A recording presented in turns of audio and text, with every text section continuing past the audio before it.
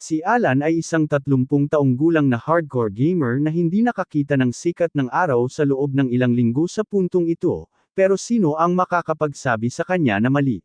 Katatapos lang niyang laruin ng walang natatamaan sa parehong Sekiro at Dark Souls ng sabay. Gayunpaman, ngayong tapos na siya dyan, kailangan niya ng bagong lalaruin para hindi siya mabagot. Hindi pa rin lumalabas ang GTA 6, kaya nagsimula siyang maghanap online ng ibang lalaruin habang naghihintay, at doon niya nakita ang isang larong walang katapusan. Karaniwan, mag-aalala ka sa katotohanang may laro na lang na naload sa kanyang computer nang walang pahintulot, pero masyado siyang nabighani para bumalik ngayon, kaya sinimulan niyang i-scroll ang settings wheel para itakda ang kahirapan.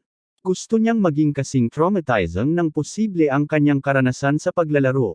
Kaya itinaas niya ang kahirapan hanggang sa Hell mode at pinili ang hindi pa nasusubukang Summoner class para mas lalo pang hindi mahulaan.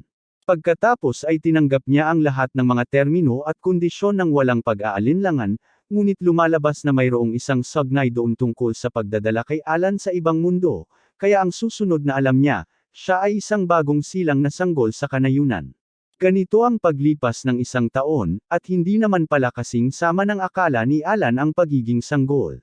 Hindi na siya kailangang magtrabaho o magbayad ng anumang bill, at may mabubuti at mapagmahal na magulang na nag-aalaga sa kanya. Ang pangalan ng kanyang ama ay Rodden, at ang kanyang ina ay Thresia, at mukhang maganda silang mag-asawa, pero dahil nilagay ni Alan sa Hell mode ang laro, malamang na makaranas sila ng Wayne family treatment sooner or later. Pagkatapos ilagay si Alan sa kama para sa gabi, itinaas niya ang kanyang mga braso at sinubukan ang lahat ng mga pangunahing pariralang alam niya sa pagtatangkang buksan ang isang status screen, dahil kahit na sinasabing siya ay isang summoner, wala siyang ideya kung paano gumagana ang buong pag-summon. Nagpasya siyang subukan muli bago matulog, at sa pagkakataong ito, may lumitaw talaga, ngunit nagulat si Alan kaya sumigaw siya, at agad na tumakbo ang kanyang mga magulang para tingnan siya nang marinig nila ito, kaya napilitan siyang itago muna ang libro. Pagkatapos masigurado na okay si Alan, umalis ang kanyang mga magulang sa kanyang kwarto, at pagkaalis nila, kinuha niya ulit ang kanyang libro. Napakagaan ng pakiramdam niya na sa wakas ay nakita na niya ang kanyang stats matapos ang isang taong pagsubok, at halos katulad ito ng inaasahan para sa isang summoner na isang taon nang naglalaro. Ang kanyang mga kasanayan sa pagtawag ay nasa pinakamababang antas, ngunit sinasabi ng libro na tataas ang antas nito habang mas madalas niya itong gamitin, kaya nagpasya si Alan na subukan ito ngayon. Sa kanyang pagkakaintindi, H-rank na mga insekto at hayop lang ang pwede niyang ipatawag sa kanyang kasalukuyang antas, pero tila napakababa nito, kaya hindi siya umaasa ng marami. Sa sandaling iyon, bumuklat ang libro sa seksyon ng mensahe, at nalaman ni Alan na nakatanggap siya ng liham mula sa Diyos ng paglikha ng mundong ito. Ang Diyos ay humihingi ng paumanhin sa pagkaantala sa paggawa ng status book ni Alan, ngunit dahil ang klase ng summoner ay nasa ilalim pa rin ng pag-unlad, inabot siya ng isang buong taon upang ayusin ang lahat ng kinakailangang papeles para dito. Hindi naman talaga mahalaga kay Alan ang paghingi ng paumanhin, pero kung kinailangan ng God Dev team na magmadaling tapusin ang summoner class, tiyak na may mga bug pa ring natira doon na maaari niyang samantalahin, kaya sabik siyang subukan ito. Gusto muna niyang mag-summon ng insekto, pero napagtanto niya agad na hindi niya talaga alam kung paano i-activate ang kanyang kakayahang mag-summon. Karaniwan, titingnan niya ang subreddit o manunood ng tutorial para sa ganitong uri ng problema, pero wala siyang internet dito, kaya kailangan niyang lutasin ito ng mag-isa. Naisip niya ito ng ilang minuto, at sa huli ay napagtanto na kailangan muna niyang gumawa ng insect skill card, kaya sinubukan niya ito, at perpektong gumana.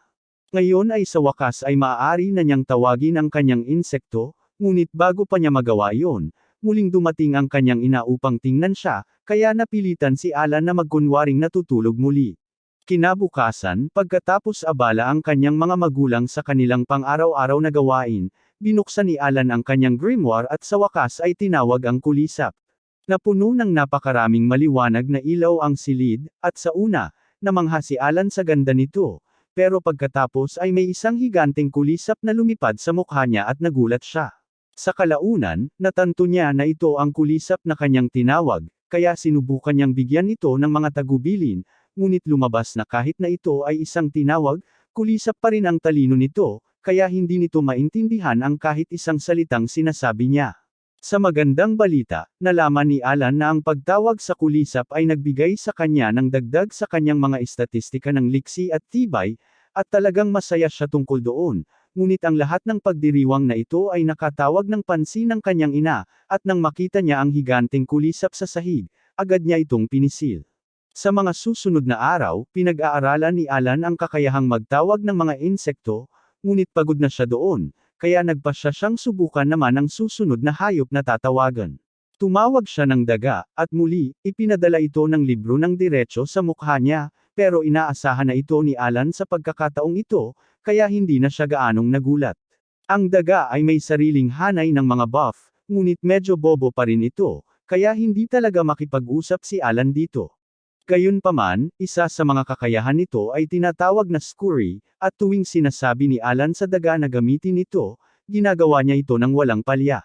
Gayunpaman, ang kakayahan ng mouse na ito ay walang silbi, kaya naisip ni Alan na kailangan niyang pataasin ang kanyang mga kakayahan upang makatawag ng ilan sa mas makapangyarihang nilalang sa labas. Sinasabi sa kanyang grimoire na pinapayagan siyang mag-imbak ng hanggang 10 summoning card ng sabay-sabay, at sa kabutihang palad, nagtatambak din ang mga buff para sa bawat summon, kaya kung magtatambak siya ng 10 mouse summon card, tataas ng 10 ang kanyang atake at HP.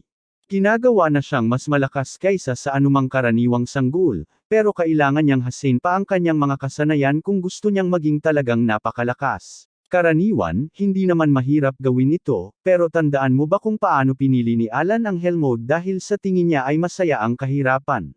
Well, ang pag-level up ngayon ay nangangailangan ng daang beses ng normal na dami ng karanasan, kaya matatagalan siya sa pag-grind. Sa sandaling iyon, bumalik si Rodden mula sa mahabang araw ng pangangaso, at punong-puno siya ng dugo, pero okay lang dahil hindi naman sa kanya ang dugo. Ipinaliwanag niya na katatapos lang niyang mangaso ng isang malaking baboy ramo kasama ang iba pang kalalakihan mula sa nayon, at mukhang interesado talaga si Alan, kaya tinanong siya ni Rodden kung gusto niyang sumama para makita ito.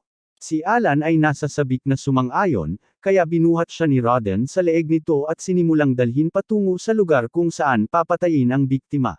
Ito ang unang pagkakataon ni Alan na makita ang mundo sa labas, kaya nasisiyahan siya sa lahat ng bagong tanawin, ngunit mas matagal silang nakarating sa baboy kaysa sa inaasahan niya, kaya nakatulog siya sa bisig ni Rodden.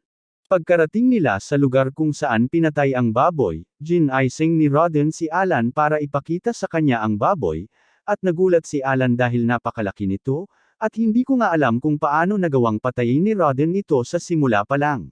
Ilang sandali lang ang lumipas, napansin ng mga kalapit na taga-nayon na bumalik si Rodden, kaya nagsimula silang lahat na magpalakpakan para sa kanya dahil siya ang MVP ngayon. Nagtatanong si Alan kung talagang malakas ang isang malaking baboy ramo, kaya ipinaliwanag ni Gerda na ito ay isang C-rank na halimaw, at karaniwang kailangan ng hindi bababa sa 20 lalaki para matalo ang isa, kaya medyo malalakas sila. Talagang kapaki-pakinabang ang impormasyong ito para kay Alan dahil nagbibigay ito sa kanya ng matibay na batayan sa pagkakaiba ng lakas sa pagitan ng mga ranggo. Ngunit bago pa man niya maisip na mag-summon ng anumang mataas na ranggong halimaw, kailangan munang magsimulang mag-grind ng XP si Alan para umakyat ang kanyang antas. 10 buwan ng matinding pagsusumikap ang lumipas. Sa wakas ay umabot na si Alan sa antas 2 na summoner, at ang pagtaas na ito ay may kasamang malaking benepisyo tulad ng pangkalahatang pagtaas sa kanyang mga estatistika, pati na rin ang kakayahang mag-summon ng mga nilalang na G-rank at pagsamahin ang mga ito. Ngunit ang paggawa nito ay nangangailangan ng maraming MP, kaya nagmadaling kumain si Alan ng kanyang hapunan upang makabawi ng kaunting mana at bumalik sa kanyang silid upang subukan ito. Sa kasamaang palad, nang buksan niya ang kanyang grimoire, sinabi nito sa kanya na wala pa rin siyang sapat na mana para pagsamahin ang anumang summons dahil masyadong mababa ang kanyang max MP, kaya mukhang kailangan pa niyang mag-grind ng mas marami bago niya subukan ang anumang bago. Pagsapit ng 3 taong gulang ni Alan, sa wakas ay naitaas na niya ang kanyang MP stats upang magamit ang kanyang level 2 skill, at sa tulong ng fusion section, nagawa niyang lumikha ng ibong may G-rank na pinangalanan niyang Chappy. Ang pangunahing kakayahan ni Chappy ay ang voice mimic, at maaari nitong kopyahin ng perpekto ang anumang boses, na ginagawa itong perpekto para sa pagkaabala sa mga kaaway. Natawag din ni Alan ang isang Polaka at isang Nunal, at ang tanging kakayahan ng Polaka ay ang tumalon pataas at pababa habang kumikislap bilang pampagulo, ngunit ang Nunal ay mas aktibo at kayang hamukay ng malaking butas sa loob lamang ng ilang segundo.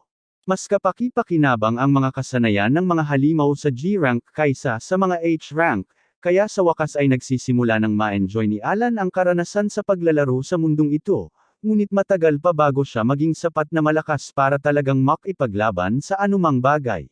At dahil sa pag-uusap tungkol sa pakikipaglaban, dumating ang anak ni Goethe na si Krina para hanapin si Alan dahil gusto niyang makipaglaro sa kanya. Ang ideya ni Krina ng paglalaro ay hamanin siya sa isang duelo, at karaniwan, hindi ito magiging problema, pero masyadong malakas si Krina para makasabay si Alan. Sinubukan pa niya ang lahat ng kanyang summon buffs para lang magkaroon ng pagkakataong lumaban, pero hindi pa rin siya makalaban sa kanya. Sa pagtatapos ng araw, bumalik sa bahay sina Alan at Krina, at tila, habang nagpapagod si Alan sa pag-iop niya nitong nakaraang taon, abala naman sina Rodden at Darcy dahil buntis na naman siya.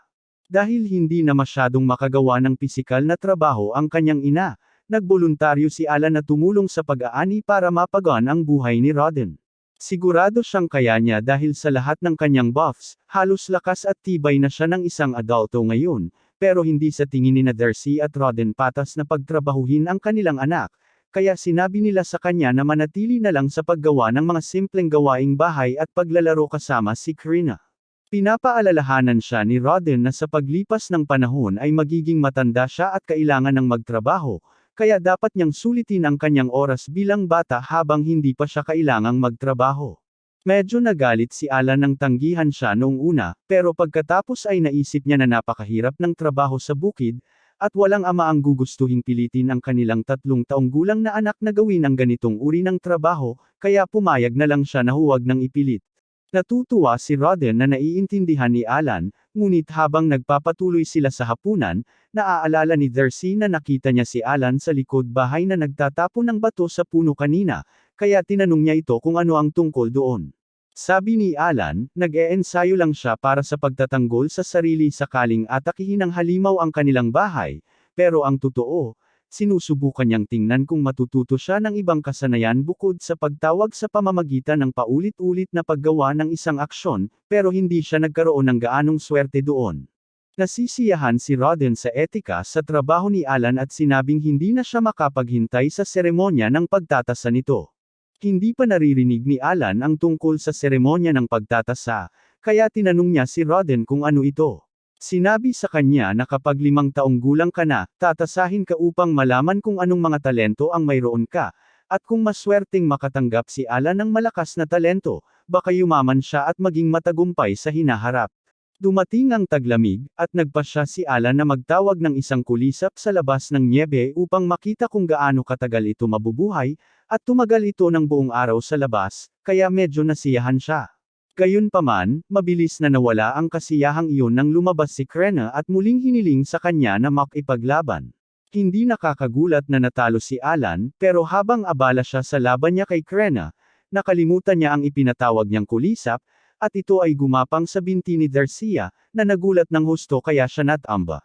Malaking bagay ang pagtamba habang buntis. Tumakbo si Rodden para tingnan siya, at sinabi niyang okay lang siya, pero halatang hindi dahil nagpasimula lang ng panganganak niya ang pagbagsak na iyon, kaya lalabas ang sanggol ngayon gusto man nila o hindi. Sinabi ni Rodden kay Krena na tawagan ang kanyang ina para humingi ng tulong, at pagdating niya, tinulungan niya si Darcia sa proseso ng panganganak, kaya pagsapit ng umaga, may bagong silang na sanggol na lalaki ang pamilya. Lahat ay tuwang-tuwa, pero hindi alam ni Alan kung ano ang dapat niyang maramdaman tungkol dito. Hindi pa rin siya sigurado kung bakit siya muling nabuhay sa mundong ito dahil sa isang laro, pero kahit hindi niya inaasahan, wala naman siyang gaanong ginagawa sa Japan noon, kaya hindi siya nagagalit sa nangyari. Kaya naman nagpasya siyang tumutok lamang sa pag-level up at pagprotekta sa kanyang bagong pamilya, dahil sila ang pinakamahalaga sa kanya. Pagsapit ng tagsibol, dahil malapit na ang seremonya ng pagtatasa ni Alan, nagtanong siya sa kanyang ama para sa ilang detalye tungkol sa kung ano ang pakiramdam nito. Sinabi sa kanya ng kanyang ama na kailangang gawin ito ng lahat ng bata kapag 5 taong gulang na sila, at kung sakaling may kahangahangang kakayahan siya, may magandang pagkakataon siyang makarating sa malalaking liga. Pero sa kasamaang palad, maraming kompetisyon ngayong taon dahil marami rin sa ibang bata ang magiging 5, kasama na si Krena. Lahat sila ay patungo sa lungsod ng mga karaniwang tao upang sumailalim sa pagsusuri, ngunit habang papalapit sila sa simbahan, napansin ni Alan na marami sa iba pang mga karaniwang tao ay mukhang maayos ang pagkakagupit. Kung ikukumpara sa kanila, halos basahan lang ang suot niya, at ngayon na iniisip niya, basahan na ang suot niya mula pa nang ipanganak siya, kaya tiyak na napakababa ng pinansyal ng pamilya niya kumpara sa karaniwan sa mundong ito, pero hindi naman siya gaanong nag-aalala doon. Lahat sila ay nagtipon sa harap ng simbahan, at paglabas ng mga pari, marami silang narinig na nagbibiro sa mga mahihirap sa karamihan, kaya sinabi nila sa lahat na mas mabuting maging maingat sila sa kanilang sasabihin. Pantay-pantay ang pamamahagi ng mga bagay sa lahat, kaya kahit ang pinakamahirap na magsasaka ay maaaring magmana ng isang makapangyarihang kasanayan. Sinabi ng mga pari sa lahat na pumasok para sa pagtatasa, at habang naglalakad sila patungo sa isang dambana, napansin ni Alan ang 3 estatwa at ipinapalagay na iyon ang mga Diyos na sinasamba sa mundong ito. Isa na rito si Elmea, ang Diyos ng paglikha, at ngayong naiisip-isip ni Alan, si Elmea ang nagpadala sa kanya ng sulat paghingi ng paumanhin para sa pagkaantala sa pag-unlad ng klase. Ang unang susuriin ay si Palomas, ang anak ng pinuno ng nayon, at inutusan siyang ilagay ang kanyang kamay sa kristal na bola doon upang ipakita ang kanyang mga katangian. Ginagawa ni Palomas ang iniutos, at sa pader na bato, nabubunyag na taglay niya ang balita mula sa uring mangangalakal na ikinatuwa talaga ng kanyang ama. Inaasahan ni Alan na may mas maraming mangyayari, pero ito ay halos pareho lang sa ginagawa ng kanyang grimoire, ang tanging pagkakaiba ay ang paggamit nito ng mga ranggo ng letres sa halip na numero. Habang nagpapatuloy ang pagtatasa, may mga batang nakatanggap ng malalakas na talento, habang ang iba naman ay walang natanggap, at ilang oras lang ang lumipas, sina Krina at Alan na lang ang natira. Susunod na si Krina, kaya sabik siyang tumakbo papunta sa bola at inilagay ang kamay niya sa ibabaw nito, ngunit bigla itong nagliwanag ng matindi at nakasisilaw. Nag-aalala ang kanyang ama na baka may mali sa pagtatasa, pero nagkataon lang na hindi makapaniwala ang mga pari sa kanilang nakikita. Ayon sa pagtatasa, kitatanggap lang ni Krina ng klase ng Sword Lord, isa sa pinakamalakas na umiiral, at hindi makapaniwala ang saya ng kanyang ama, pero hindi niya talaga maintindihan kung ano ang espesyal dito. Hindi masyadong nagulat si Alan sa balita dahil matagal na siyang pinapahirapan ni Althea, pero susunod na ang pagtatasa kay Alan, kaya sinabihan siyang lumapit sa dambana. Habang hinahawakan niya ang bola, walang nangyayari sa loob ng ilang segundo, pero biglang may malaking liwanag na kumislap, at natamba si Alan.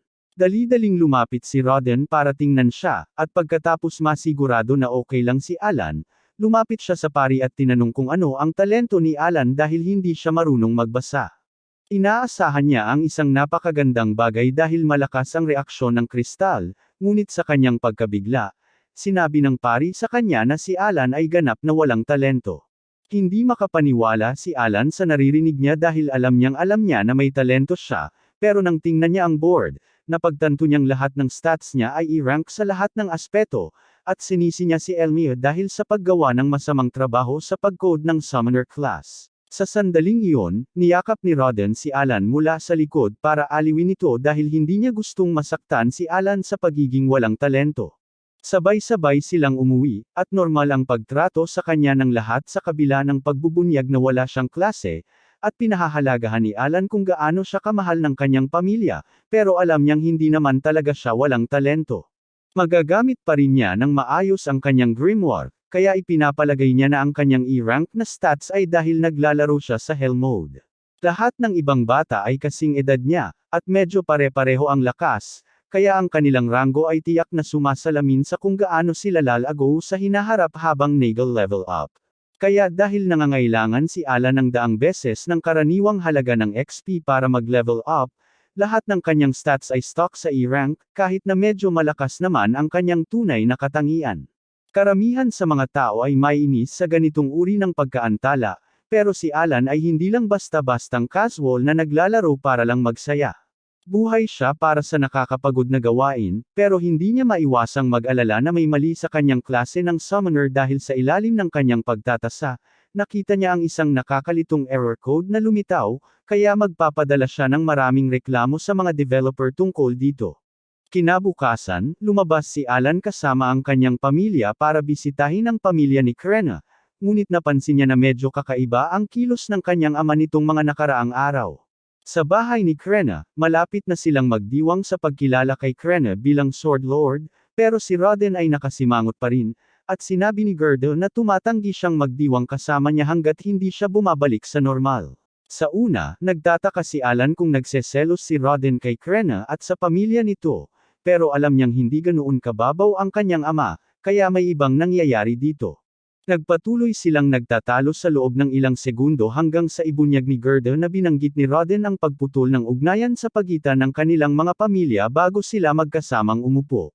Ipinagtatanggol ni Rodden ang kanyang desisyon sa pamamagitan ng pagpapaalala kay Gerda na si Krena ay isa ng Sword Lord, at nangangahulugan iyon na halos garantisado na siyang makakalabas sa maliit na serfdom na ito. Baka maging maharlika pa siya kung swerte siya, at kung mangyari iyon, ang pagiging malapit sa isang mahirap na pamilya tulad ng kay Rodden ay makakahadlang lamang sa kanya. Sumisigaw si Gerda na wala siyang pakialam sa mga bagay na iyon, ngunit patuloy na iginigiit ni Rodden na ginagawa niya ito para sa ikabubuti ni Gerda, at nagpatuloy ang kanilang pagtatalo, ngunit sa huli ay pinaghiwalay sila ng kanilang mga asawa at pinakalma. Medyo nagulat si Alan sa kung gaano kalmado ang lahat tungkol sa buong bagay na ito, kaya tinanong niya ang asawa ni Gerda kung normal lang ba para sa kanila ang mag-away ng ganito. Ipinaliwanag niya na madalas mangyari ang ganitong bagay noon, pero palagi naman silang nagkakabati pagkatapos. Lahat silang apat ay talagang magkakaibigan mula pagkabata na lumaki sa iisang nayon, at mga 10 taon na ang nakalipas, nang magsimulang pag-usapan ang pagtatayo ng bagong pamayanan, nagpasya silang lahat na sumali sa pagsisikap at magtulong-tulong sa pagtatayo ng kanilang mga bahay. Malaki ang naging ugnayan ni Gerda at Rodden noon dahil doon, at sa pagbabalik tanaw sa magagandang panahon, napagtanto nila kung gaano katwiran ang kanilang pag-aaway. Makalipas ang ilang sandali, dumating ang balita na nagpakita ng interes ang order ng mga kabalyero kay Krena, at pupunta sila para makita siya. Palagay ni Alan mabilis na kumakalat ang balita tungkol sa pagiging Sword Lord ni Krena, ngunit kahit maganda na nakakuha siya ng kaunting pagkilala mula sa Knight's Order, medyo nag-aalala pa rin si Gerda dahil masyado pa siyang bata para maging knight. Sa sandaling iyon, isa sa mga batang nagkaroon ng magandang talento sa seremonya ng pagtatasa ang humarap kay Alan at sinabing bilang isang walang talentong taunan, wala siyang lugar dito. Hindi naman talaga nagmamalasakit si Alan na mapahiya, dahil may kapangyarihan pa rin siya bilang summoner, pero hindi papayag si Krena na may mang-api sa kanyang matalik na kaibigan, kaya sinabihan niya ang bata na lumayo at muntik nang maputol ang daliri nito bago siya hinaila ni Gerda pabalik. Sa sandaling iyon, inihayag ng pinuno na sa wakas ay dumating na ang order ng mga kabalyero, at lahat ay tuwang-tuwa dahil bihira lang nilang makita ng personal ang mga kabalyero. Tinatawag ng pinuno sina Gerda at Krena para magpakilala sa kapitan ng mga kabalyero. Hindi makapaniwalang nasa sabik si Krena dahil matagal na niyang pangarap maging isang kabalyero, kaya ang makilala ang kapitan ng mga kabalyero ay tiyak na isang panaginip na natupad para sa kanya. Nagtataka si Alan kung dadalhin ng mga kabalyero si Krena sa Kapitolyo para sanayin siya, ngunit bago pa man makapagsalita ang kapitan ng mga kabalyero, nagsalita si Gerda at sinabing hindi niya maaaring payagan si Krena na umalis dahil napakabata pa niya. Sabi ng kapitan, hindi mahalaga ang edad dahil kung isa siyang Sword Lord, sapat na ang kanyang kakayahan para makapasa sa pagsasanay, kaya walang problema. Maliban na lang kung, syempre, nagsisinungaling sila tungkol kay Krena na isang santo ng espada para lang linlangan ang Knight's Order. Sinigurado ni Gerda sa kapitan na hindi siya nagsisinungaling, pero huli na ang lahat dahil nagpasya na ang kapitan na subukan si Krena. Inutusan niya ang kanyang vice captain na maghanda para makipaglaban sa 5 taong gulang na ito, at walang pag-aalinlangan, pumayag ang vice captain. Sinusubukan ni Gerda na pakiusapan ang kapitan ng kabalyero na magbago ng isip dahil hindi niya gustong ilagay sa panganib ang buhay ni Krena, ngunit sinabihan siya na kung hindi siya lalaban, ito ang magiging patunay na nagsinungaling siya tungkol sa kanyang klase, at siya, kasama ang buong pamilya niya, ay papatayin. Pagkatapos ay naglabas ang mga kabalyero ng espada para magamit niya, at karamihan sa mga bata ay matatakot na sa puntong ito, ngunit si Krena ay sabik sa labanan kaya't nang malaman niyang makakagamit siya ng tunay na espada, sinabi niyang handa siyang tanggapin ang duelo. Lahat ay naghanda para sa duelo, at si Lebran ay humarap kay Krena, kaya't nang magsimula ang laban, buong lakas na sumugod si Krena kay Lebran. Hindi ka nagkakamali, nagwawasiwas siya ng espada na doble ang taas sa kanya na parang walang kahirap-hirap, at talagang pinapahirapan niya si Lebran, pero madali pa rin siyang napapanatili ni Lebran sa layo. Tila hindi humanga ang Knight Captain sa mga kasanayan ni Krena sa ngayon, ngunit habang tumatagal ang laban, nagawa niyang harangan ang isa sa mga atake ni Lebran at naghandang gumanti. Gayunpaman, itinapon ni Lebran ang kanyang bola sa kabilang kalye at tumama sa isa sa mga pader. Galit na galit si Gerda sa paraan ng pagtrato sa kanyang anak, ngunit bago pa siya makagawa ng anumang hakbang, itinulak siya ng mga kabalyero sa sahig, kasama sina Alan at Roden, nang subukan nilang makialam. Sa tingin ni Alan, ganap na hindi makatarungan ito, dahil kahit si Krena ang kanyang sword lord o hindi, mas maraming karanasan sa labanan ang isang nasa hustong gulang kaysa sa kanya. Gayunpaman, biglang nakatayo si Krena, at may nakakatakot na aura na nakapaligid sa kanya. Nang walang sinasabi, inilunsad niya ang isa pang buong-buong pag-atake ng may laser focus, at sa pagkakataong ito ay lubos niyang nalululaan si Lebran, hanggang sa tuluyang nahati ang espada nito at halos maputol ang ulo nito. Nalungkot si Krena na tapos na agad ang laban, pero nagkaroon siya ng maraming kasiyahan, kaya nagpasalamat siya kay Lebran sa paglalaro sa kanya at umalis, iniwan si Lebran na may kaalamang natalo siya sa isang 5 taong gulang. Nakahinga ng maluwag si Gerda nang makaligtas si Krena at sinimulan siyang purihin sa magandang trabaho nito, ngunit pagkatapos ay lumapit ang kapitan ng kabalyero, at nagdepensa si Gerda dahil hindi niya gustong malapit ito sa kanyang anak. Kinikilala na ngayon ng Knight Captain na si Krena ay talagang isang sword lord, at humihingi siya ng paumanhin sa pagpilit sa kanya na lumaban sa isang duelo. Sabi niya gusto niyang pag-usapan ang kanyang kinabukasan kasama siya, pero matigas na tumanggi si Gerda. Sabi ng kapitan, maaari niyang isama ang kanyang mga kaibigan sa pulong kung iyon ang magpaparamdam sa kanya na mas mabuti, at iyon naman ang magpaparamdam kay Gerda na medyo mas ligtas, kaya pumayag siya. Lahat sila ay nagtitipon sa bahay ng pinuno para sa tanghalian, at muling humingi ng paumanhin si Zenith sa paraan ng kanyang pag-akto kanina. Ipinaliwanag niya na siya ay ipinadala rito ng baron ng teritoryong ito upang alamin kung talagang may sword lord sa nayong ito, at hindi may kakaila ang mga resulta.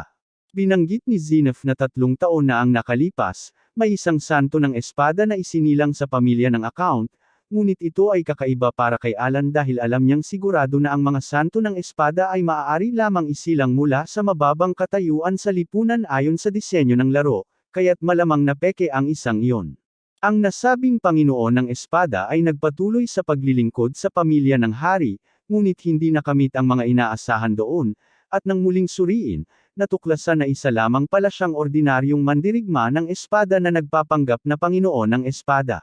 Nang matuklasan din kalaunan na labis na pinalalaki ng ilang maharlika ang kanilang kakayahan, kinailangan ng kaharian na magpatupad ng patakaran na walang pagpapahintulot sa mga pekeng resulta ng talento.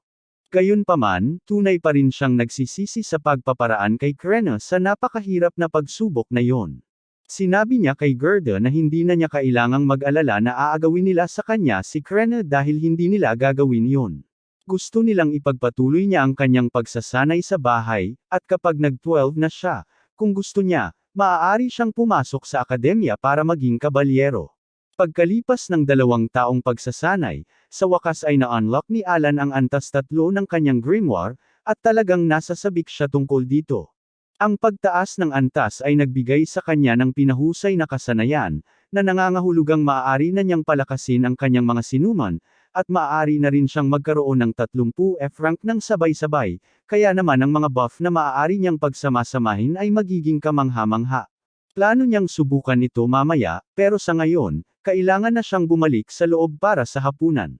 Tungkol naman sa balita tungkol sa pamilya ni Alan, magda2 taon na ang kanyang nakababatang kapatid, at buntis na naman ang kanyang ina, kaya magkakaroon na naman siya ng nakababatang kapatid na lalaki o babae. Nagsimulang mag-isip ang kanyang mga magulang ng pangalan para sa bagong bata, at sa sandaling iyon, nagkataong nakatanggap si Alan ng mensahe mula sa Diyos ng paglikha, si Elmia, kaya hindi niya namalayang sinabi ng malakas ang pangalan niya. Hindi naintindihan ng mga magulang niya at inakala nilang sinasabi ni Alan na dapat nilang pangalanan ang sanggol ayon sa Diyos ng paglikha, na malaking paglabag sa mundong ito, at hindi talaga maipaliwanag ni Alan kung bakit niya sinabi iyon, kaya mabilis niyang binago ang paksa at binanggit kung paanong tila tuluyang nawala kamakailan ang mga peklat ni Gerda. Ipinaliwanag ni Gerda na dahil naipasa niya ang pagsubok ng mga Diyos kaninang umaga habang nakikipaglaban sa isang baboy ramo, ngunit hindi pa naririnig ni Alan ang ganoong bagay, kaya tinanong niya kung ano ang kahulugan nito. Ipinaliwanag ni Gerda na paminsan-minsan, pagkatapos ng isang labanan, nararamdaman mong nagiging bago ang iyong katawan at gumagaling ang lahat ng iyong sugat. Inakala ni Alan na epekto ito ng pag-level up sa mundong ito. Si Gerda ay isang malakas na mandirigma, kaya't malamang na madalas siyang mag-level up, ngunit si Alan naman, kahit na level 3 na ang kanyang grimoire, level 1 pa lang ang kanyang katawan dahil hindi pa siya nakikipaglaban sa anumang halimaw, at kung gusto niyang lumakas, kailangan niyang makipaglaban. Gayunpaman, mas madaling sabihin kaysa gawin dahil hindi siya pinapayagang umalis sa nayon ng walang pahintulot. Ang tanging exception sa patakarang iyon ay ang mga ekspedisyon sa Pangangaso, ngunit sa sandaling subukan ni Alan na banggitin ang ideya ng pagsali sa susunod na Pangangaso, tinatanggihan siya ng kanyang ama dahil hindi niya gustong ilagay sa panganib si Alan. Nang gabing iyon, pagkatapos matulog ng lahat, binuksan ni Alan ang kanyang grimoire para basahin ang mensaheng natanggap niya mula kay Elmia, at may ideya na siya kung ano ang nilalaman nito dahil nag-iwan siya ng matinding reklamo pagkatapos ng seremonya ng pagtatasa. Mahabang kwento, humihingi ng paumanhin ang Elmia para sa technical na bug na nagpahirap kay Alan na magmukhang walang talento noong appraisal, pero naayos na ito ngayon, kaya sa susunod na ma-appraise siya, lalabas na ang kanyang summoner class. Ipinaliwanag din nito na lahat ng rango ni Alan ay lumalabas bilang E-rango dahil sa kanyang Hell Mode difficulty, ngunit sa katotohanan, mas malakas siya kaysa sa E-rango, kaya naman nagdagdag ng hiwalay na seksyon ng stats para sa kanya. Tiningnan ni Alan ang kanyang bagong stats sheet, at mas maganda ito kaysa sa inaasahan niya.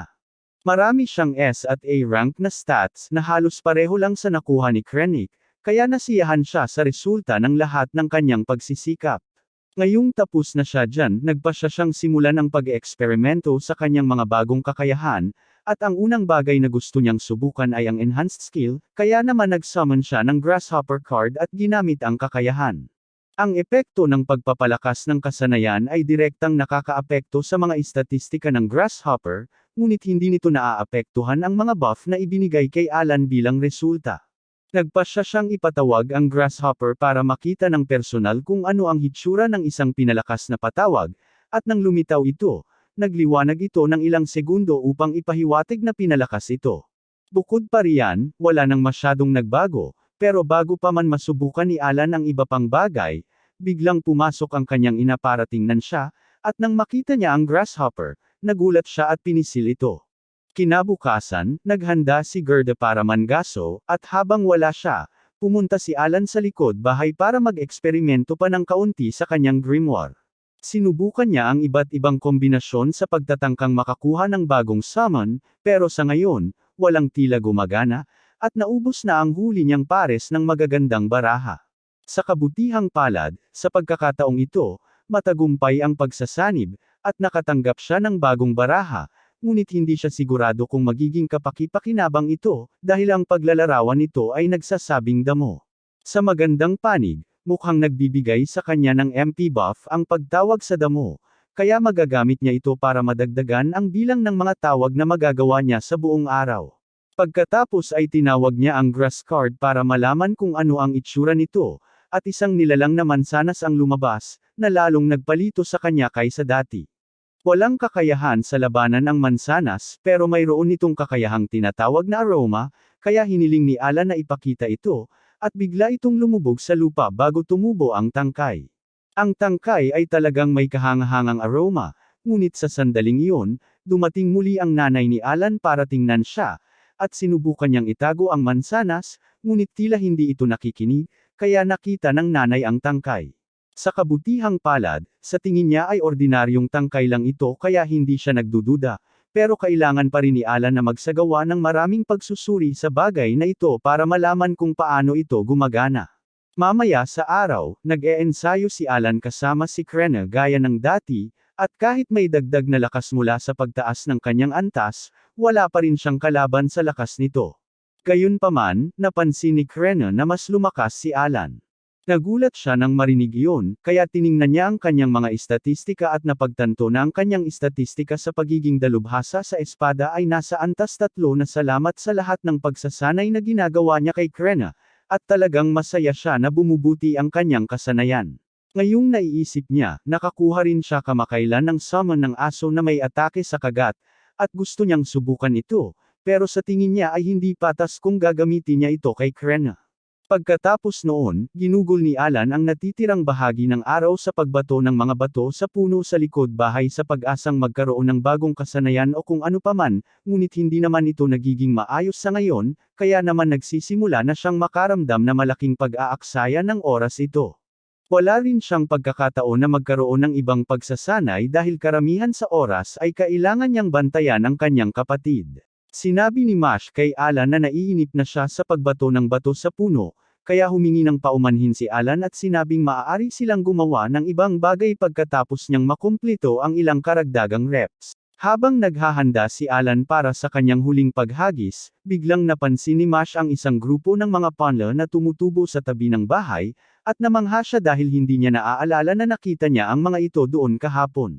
Ang mga panda na iyon ay resulta ng pag-activate ni Alan ng napakaraming Apple summons ng sabay-sabay para sa MP buff, at dahil sa buff, nagagawa niyang ganap na maibalik ang kanyang MP sa loob ng 5 oras sa halip na sa karaniwang 6, kaya naman nagagamit niya ngayon ang mahigit 15% na mas maraming mana bawat araw. Pagsapit ng gabi, nagtipon ang lahat para sa hapunan gaya ng dati, pero hindi pa bumabalik si Jordo mula sa pangangaso niya, na talagang kakaiba. Lalo na't hindi naman nila balak pumasok ng malalim sa gubat ngayon. Halatang nag-aalala si Teresia, pero sinisikap niyang manatiling positibo sa sitwasyon. Gayunpaman, lahat ng optimismo ay nawala kasama si Window in on CD. Naririnig niya ang mga tunog ng nagpapanak na mga mangangaso na nagbubuhat pabalik sa bahay ng bangkay ni Rodden.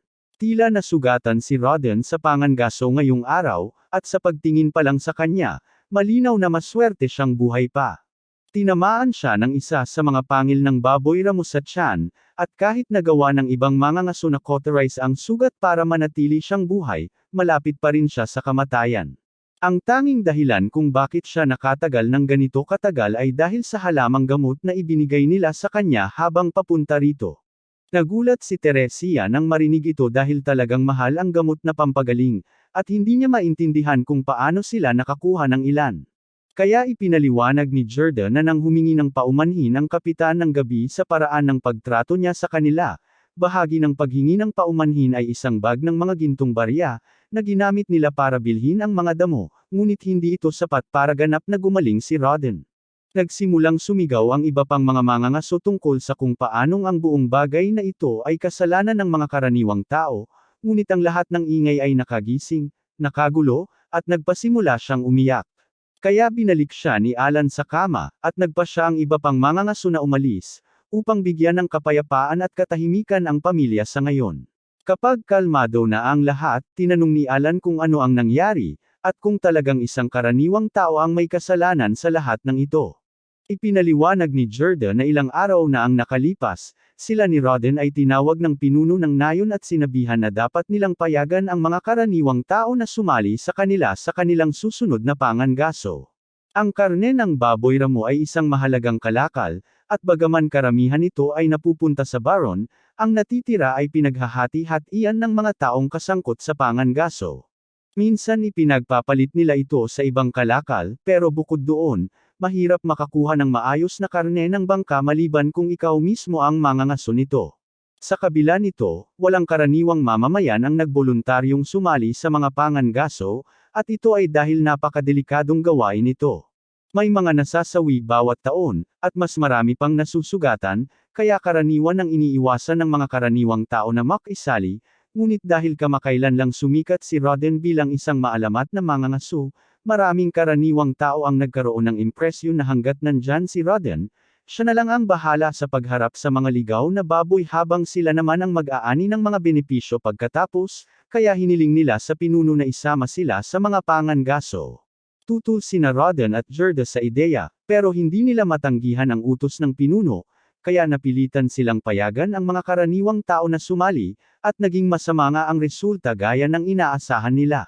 Sa mga sesyon ng pagsasanay, lahat ng karaniwang tao ay nagpapabeya, at nang dumating na ang oras para sa pangangaso, nang harapin nila mismo ang isang ligaw na baboy, natakot silang lahat at binagsak ang kanilang mga sandata habang tumatakas. Ganap na nabuwag nito ang pormasayon ng grupo ng pangangaso, ngunit parang hindi pa sapat ang masamang epekto nito. Isa sa mga karaniwang tao ang natamba habang hinahabol siya ng baboy ramo, kaya't kusang loob na sumugod si Rodden upang protektahan siya, ngunit nasaksak siya sa tiyan bilang resulta. Napatay din sa wakas ng iba ang baboy ramo, kaya sabi ni Gerda, dadalhin niya bukas ang bahagi ng karne na para kay Rodden, pero wala na siyang masyadong magagawa para makatulong. At pakiramdam ni Alan ay talagang talunan siya dahil hanggang ngayon, nakatuon lang siya sa pagpapataas ng kanyang sarili sa halip na talagang tumulong sa kanyang pamilya. Sa susunod na umaga, nagkamalay si Rodden, at lahat ay masaya na buhay siya, ngunit malalim pa rin ang pag-iisip ni Alan. Ginagawa niyang laro ang mundong ito sa buong panahong ito, pero para sa mga taong nakatira dito, hindi ito laro, ito ang kanilang realidad, at kailangan nilang magsumikap para mabuhay, kaya ang pinakamaliit na magagawa niya ay gamitin ang kanyang kapangyarihan para tulungan sila. Ilang sandali pa, bumalik si Gerda dala ang bahagi ni Rodden ng karne ayon sa pangako, at gumaan ang kanyang pakiramdam nang makitang gising si Rodden, ngunit malala pa rin ang kalagayan nito, kaya malamang ay hindi na ito makakapangaso para maghanda sa taglamig. Inalok ni Gerda na ibahagi ang kanyang nakaimbak kay Rodden at sa kanyang pamilya para makatulong, at pinasalamatan ito ni Rodden, ngunit biglang nagsalita si Alan at sinabi sa lahat na gusto niyang palitan si Rodden.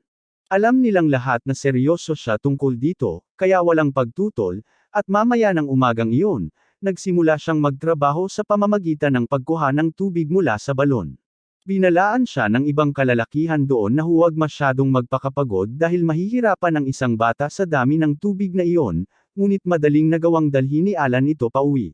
Hanggang ngayon, itinago niya ang epekto ng kanyang stat buffs, pero dahil nakatuon na ang atensyon ng lahat kay Krene dahil siya ay isang bagong bayani, okay lang para sa kanya na medyo maging kakaiba. Pagkatapos niyang matapos kumuha ng tubig, pumunta siya sa bukid kasama si Gerda para anihin ang mga patatas. Ipinakita ni Gerda ang pinakamagandang paraan para bunutin ang mga patatas mula sa lupa, at inakala niyang mahihirapan si Alan dito, pero nagulat siya nang nagawa ito ni Alan kahit isang kamay lang. Nang mabilis niyang anihin ang 3 basket ng patatas, ngunit pagkatapos ng lahat ng hirap na iyon, napagtanto niya na mahigit kalahati ng mga ito ay kailangang ibigay sa baron, at talagang hindi makatarungan iyon. Sinusubukan niyang alamin kung paano makakuha ng mas maraming pagkain para sa kanyang pamilya, pero biglang dumating ang pinuno, at narito siya upang humingi ng paumanhin kay Rodden. Bahagi ng kasalanan niya kung bakit nagkaganyan si Rodden, kaya gusto niyang itama ang mga bagay-bagay at dinala rin niya ang lalaking nagdulot ng aksidente para humingi ng paumanhin.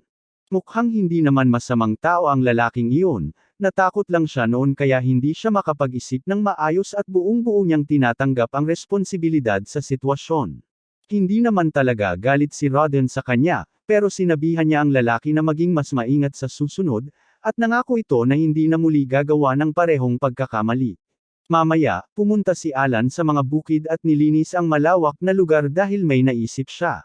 Tinawag niya ang isang grupo ng mga Polaka at pinagamit ang kanilang mga kakayahang napukaw upang akitin ang ilang posibleng biktima. Gayunpaman, sa halip na ilang pato na inaasahan niya, nagawa niyang maakit ang isang malaking ibon. Sa una, iniisip niya na pinakamainam na tumakas habang kayapa niya, pero pagkatapos ay napagtanto niya na talagang makakatulong sa kanyang pamilya kung matatalo niya ang ibon.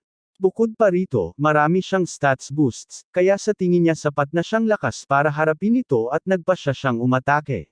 Tumakbo siya papasok at hinampas ang ibon sa ulo habang hindi ito nakatingin, Pagkatapos ay tinawag niya ang ilang aso para sabay-sabay na atakihin ito. Malaki ang pinsalang ginagawa ng mga aso, pero sa kasamaang palad, masyadong malakas ang ibon para sa kanila, kaya isa-isang pinapatay nito ang mga aso. Pagkatapos ay hinabol nito si Alan, at dahil natalo na ang lahat ng kanyang mga tauhan, nawala na rin sa kanya ang karamihan sa kanyang mga buff, kaya malaki ang panganib niya rito. Kailangan niyang kumilos ng mabilis kung ayaw niyang maging pagkain ng ibon, kaya nang magkaroon siya ng pagkakataon, ipinatawag niya ang dalawang linta na nagsimulang sumipsip sa leeg ng ibon.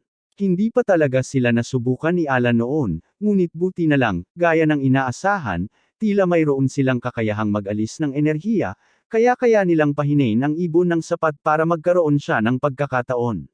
Nang makalaya na sila, nagpatawag si Alan ng mas maraming linta at lobo, at sa kanilang pinagsamang pagsisikap, sa wakas ay nagawa niyang ibigay ang pangwakas na suntok at talunin ang halimaw. Halos hindi makapaniwala si Alan dahil ito ang kanyang unang pagpatay, ngunit kinumpirma ng kanyang grimoire na patay na nga ang ibon, at nakatanggap pa siya ng 100 zapi bilang gantimpala. Nang araw na iyon, umuwi si Alan dala ang ibon, at nawalan ng malay ang kanyang buong pamilya dahil hindi sila makapaniwala na nagawa niyang pumatay ng isang bagay na tulad nito.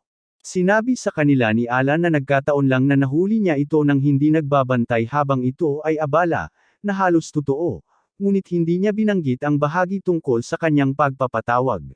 Sinimulan ni Gerda na siyasatin ang bangkay ng ibon dahil nagtataka siya kung paano ito natalo ni Alan gamit lamang ang isang espadang kahoy at ilang bato, ngunit napansin niya ang ilang marka ng kagat sa ibon at tinanong si Alan tungkol sa mga ito. Gumawa si Alan ng dahilan at sinabing lumalaban lamang siya gamit ang kanyang likas na hilig, kaya kinailangan niyang gawin ang lahat ng kinakailangan, at sinimulang isipin ni Gerda na kinakagat ni Alan ang ibon ng walang humpay, ngunit kahit paano niya ito nagawa, kahanga-hanga pa rin ang nagawa niya, kaya binati niya ito sa mahusay na trabaho. Inalok pa niya si Alan na tulungan siyang damyugo at patuyuan ang karne, dahil ito ang kanyang unang pagkakataon. Kaya magkasama silang pumunta sa raft. Ang Aldebaran ay may bigat na humigit kumulang 60 kilo, ngunit kapag natuyo na ito, bumababa ito sa humigit kumulang 20 kilo, at kalahati lamang ng karne ng ibon ang talagang nakakain. Gayunpaman, ang mga pakpak ay sulit na sulit, at mayroon itong kasamang mahiwagang bato, ngunit sa huli, kailangan pa rin nilang ibigay ang karamihan nito sa mga nakatataas. Sa tingin ni Alan, ang buong 60% na buwis sa lahat ng bagay tungkol sa pagkain ay talagang hindi patas, at sumang-ayon si Gerda sa kanya, ngunit wala silang magagawa tungkol dito. Sa pangkalahatan, ganoon naman ang mangyayari, ngunit dahil medyo kakaiba ang sitwasyon ni Alan, maaaring magkasala sila, ibig kong sabihin, makipagnegosasyon sa pinuno na hayaan silang mag-imbak ng higit pa sa karaniwan. Maya-maya, sina Alan at Gerda ay nagtungo sa opisina ng pinuno upang sabihin sa kanya ang tungkol sa ibong nahuli ni Alan, at labis na natuwa ang pinuno, ngunit iminungkahi ni Gerda na ibigay na lang ni Alan ang mga pakpak bilang buwis at itago ang natitira para sa kanyang sarili. Nagulat ang pinuno dahil dito, at sinubukan niyang ipaliwanag na hindi nila magagawa iyon dahil humiling ang baron ng mas maraming pagkain kaysa karaniwan ngayong taon, ngunit ipinaalala ni Gerda sa pinuno na ang tanging dahilan kung bakit napilitan si Alan na lumabas at mangaso ay dahil sa kanyang hindi makatwirang kahilingan na humantong sa pagkakasugat ni Rodden. Sa ganitong bilis, maaaring magutom ang pamilya ni Alan dahil halos wala silang sapat na makain, at para talagang ibenta ang kwento, umakto si Alan na parang hihimatayin siya sa gutom agad-agad. Nakaramdam ng matinding pagkakasala ang pinuno, ngunit nag-aalangan pa rin siyang bawasan ang buwis ni Alan, kaya para medyo mapaganda ang kasunduan, inalok ni Gerda na idagdag ang mahiwagang bato ng ibon. Kalaunan ay sumang-ayon ang pinuno sa kasunduan at tuwang-tuwa sina Alan at Gerda nang marinig iyon, ngunit hindi pa sila tapos, dahil tinanong ni Alan kung nangangahulugan ba ito na maaari niyang itago ang lahat ng karne maliban sa mga pakpak kasama ng anumang mga ibong mahuhuli niya sa hinaharap. Muling nag-aalangan ang pinuno na sumang-ayon, ngunit ipinaalala sa kanya ni Gerda na medyo bihira para sa isang bata na makahuli ng Aldebaran ng mag-isa, kaya ano ang posibilidad na mangyari itong muli. Kalaunan ay sumang-ayon ang pinuno na hayaan si Alan na itago ang karamihan sa karne ng alinman sa kanyang mga mahuhuli sa hinaharap sa pag-aakalang hindi na siya makakahuli ng isa pang ibon anumang oras sa malapit na hinaharap, ngunit mali siya. Kalaunan, bumalik si Alan sa bukid, at sa pagkakataong ito, nagawa niyang makaakit ng 2 Aldebaran ng sabay-sabay. Sa ngayon, naihanda na niya ang estratehiya, kaya pinalabas muna niya ang mga linta upang pahinain ang mga ibon, at pagkatapos noon, hinagis niya ang ilang bato sa kanilang mga ulo upang lituhin ang mga ito. Sunod, inutusan niya ang kanyang mga lobo na umatake ng buong lakas, at matapos nilang bawasan ang kalusugan ng mga ibon, hinampas niya ang mga ito sa ulo gamit ang kanyang espada para tapusin sila. Matagal nang nangangaso si Alan kada 3 araw, ngunit ito ang unang pagkakataon na nagtagumpay siya nang hindi nawawala ang kahit isa sa kanyang mga summon, kaya talagang nasiyahan siya sa kanyang sarili, at para mas mapabuti pa ito, sa wakas ay nakakuha siya ng sapat na XP para umakyat sa level 2. Masigla niyang binuksan ang kanyang status screen para makita niya kung gaano tumaas ang kanyang mga stats, at mukhang nakakuha siya ng 60% na pagtaas sa kanyang mga stats, na medyo mas mababa kaysa sa inaasahan niya. Ngunit malaki pa rin ang pagtaas nito, kaya masaya siya kahit papaano. Inabot siya ng 6 na taon para umakyat ng isang level, ngunit ngayong nangyari na ito, naisip niya na panahon na para ipaalam niya sa kanyang pamilya ang katotohanan tungkol sa kanya. Maya-maya pa, umuwi siya dala ang 2 ibon, at namangha ang kanyang ama na nakahuli siya ng 2 sa mga ito ng sabay-sabay, ngunit napansin din niya na may kakaiba kay Alan ngayon. Gayunpaman, marami pang ibang gagawin si Alan, kabilang ang kanyang sparring session kay Krena, kaya umalis siya bago pa man magkaroon ng pagkakataon si Roden na magsalita ng marami. Pagkatapos ng huli ngayon, opisyal nang nakahuli si Alan ng 10 ibon sa kabuuan, kaya dapat ay magamit iyon ng kanyang pamilya para malampasan ang taglamig. Gusto niyang ipagpatuloy ang pangangaso ng mga ibon para makita kung makakarating siya sa level 3, ngunit nagdududa siya kung makakahanap siya ng ganoon karaming ibon sa tamang oras. Dahil sa kanyang stat boost, mas madali nang makakasabay si Alan kay Krena ngayon. Ngunit nag-ambala siya ng kanyang mga iniisip sandali, at sapat na yun para palihim itong lumapit mula sa likuran at hampasin siya sa ulo. Nang gabing iyon, nagpatawag si Alan ng meeting kasama ang kanyang pamilya, at nang naroon na silang lahat, ipinaalam niya sa kanila na hindi naman talaga siya walang talento. Hindi niya maibunyag ang eksaktong mga detalye, ngunit ipinaliwanag niya na noong siya ay sanggol pa, nakatanggap siya ng orakulo mula sa Diyos na si Elmia, at nangangahulugan nito na siya ay mas matalino at mas malakas kaysa sa karaniwang tao, ngunit kailangan din niyang magtrabaho ng daan-daang beses na mas mahirap kaysa sa karaniwan upang lumakas. Naniniwala sa kanya ang kanyang mga magulang, ngunit labis silang nalungkot dahil parang isinumpa si Alan, at hindi sila mali, ngunit ito ay sadyang ginawa ng kanyang sarili nang piliin niyang maglaro sa Hell Mode. Sinabi rin ni Alan sa kanila na ang tanging dahilan kung bakit siya tinasa bilang walang talento ay dahil ang kanyang talento ay masyadong bago para makilala. Namangha ang kanyang mga magulang nang marinig iyon at tinanong kung nangangahulugan ba ito na si Alan ay talagang may talento, ngunit sinabi niya sa kanila na hindi pa niya alam kung ano ito. Naisip niyang ibunyag ang katotohanan na siya ay isang summoner noong una, ngunit kalaunan ay nagpasya siyang huwag gawin dahil hindi niya alam kung ano ang magiging reaksyon ng mga tao kapag nalaman nila na maaari niyang ipatawag at kontrolin ang mga nabubuhay na nilalang. Kahit hindi nila alam kung ano ang talento ni Alan, nakahinga sila ng maluwag nang malaman nilang may talento pala ito dahil ngayon ay may katuturan na kung bakit niya ginugol ang napakaraming oras sa paghagis ng bato sa mga puno at pangangaso ng mga halimaw, ngunit sana ay sinabi niya sa kanila ng mas maaga. Tinanong ni Roden si Alan kung ano ang plano niyang gawin mula ngayon, at sinabi ni Alan na patuloy niyang gagawin ang kanyang makakaya upang lumakas, kaya ipinaalala sa kanya ng kanyang ama na huwag mag-atubiling humingi ng tulong kung kailangan niya ito.